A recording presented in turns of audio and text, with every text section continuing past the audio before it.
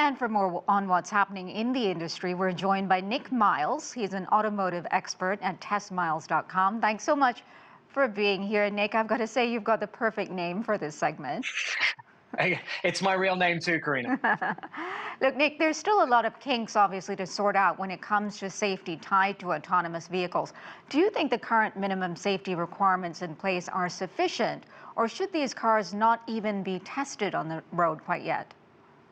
Well, so let's answer that, Karina, with another question. And how many deaths from autonomous cars are acceptable in the US or in the world? And the right answer to that question, and I'll answer it for everybody, is zero.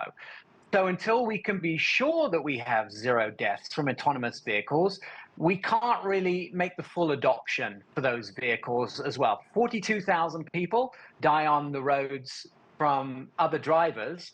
And so we need that to be zero if we're going to hand the controls to a machine. We hear a lot about autonomous vehicles when it comes to driving and delivery, but what other industries could this tech be helpful in? Well, so first of all, think about all those people that are blind, that are too old to drive, too young to drive, disabled and unable to drive. They now will become drivers or become transported by autonomous vehicles. So suddenly those people that could not be in a vehicle on their own, there's suddenly going to be transportation for all those people to get mum and dad when they're elderly, or the kids to school. Imagine the vehicle doing that and a parent not having to do it, or put them on a school bus. So what could happen to the roads is exponential. The amount of people that could be using the roads is going to be absolutely huge. It really does away with a lot of those extra people in vehicles. And once a vehicle is finished taking somewhere where they go, like the airport or the kids to school, it can circle back and pick up the packages from the post office. There is absolutely endless things that autonomous vehicles can do. And obviously there's a lot of innovation and interest in this sort of sector, but what are some of the major roadblocks to the spread of using autonomous vehicles in the US more broadly? So by 2034, the US is expected to have about 1.5 million autonomous vehicles. China's slightly differently. They're expected to have about 5% of their vehicles are supposed to be autonomous. But the biggest stumbling block is something that a lot of people don't think about. There are some municipalities in the United States that make 50 to 90% of their income from traffic violations. That's fines for running red lights, fines for speeding, fines for parking. By their very nature, autonomous vehicles don't do that.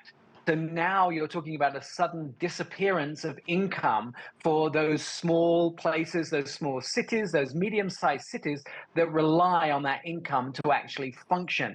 So one of the stumbling blocks is going to be legislation. There's going to be a lot of small towns. There's going to be a lot of medium towns that are going to be resistant to having autonomous vehicles because it's going to, A, increase traffic, and B, it's going to say goodbye to those traffic violations and that income for those smaller towns. Interesting perspective there. I live in New York, and some say we rely on those traffic tickets to make up the income at the end of every month. Moving on, Right. just how far along is this technology stateside compared to other parts of the world? I think it's there. I mean, Mercedes already has licenses to sell autonomous vehicles in California and Nevada to people. You can go into a dealership today and buy a vehicle where you don't have to have your hands on the wheel, your feet on the pedals, or your eyes on the road.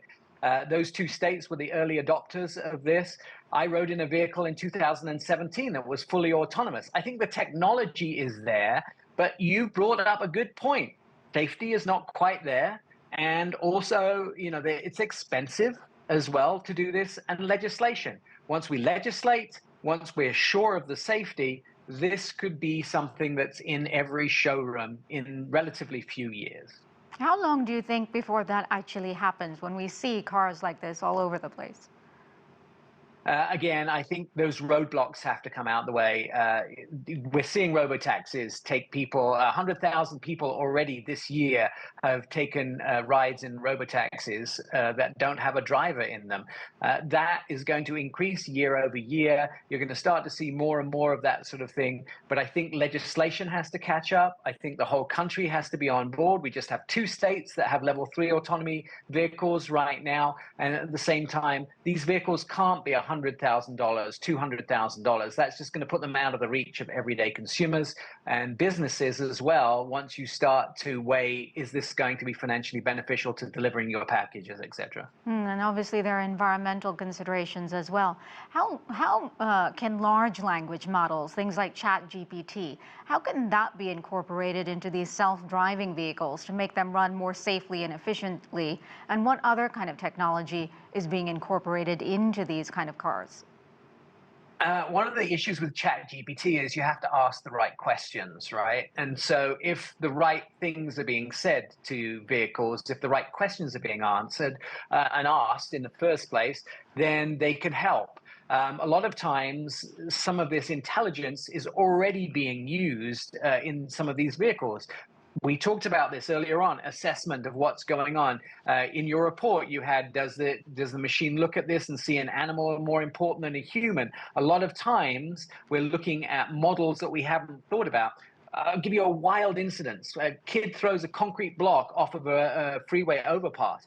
How does an how does an autonomous vehicle deal with that? It may never have seen the situation. It may never have been programmed for the situation, but it has to know what to do if something suddenly comes from above into its path. So at some point, this artificial intelligence has to make decisions about situations it comes across that it's never seen before.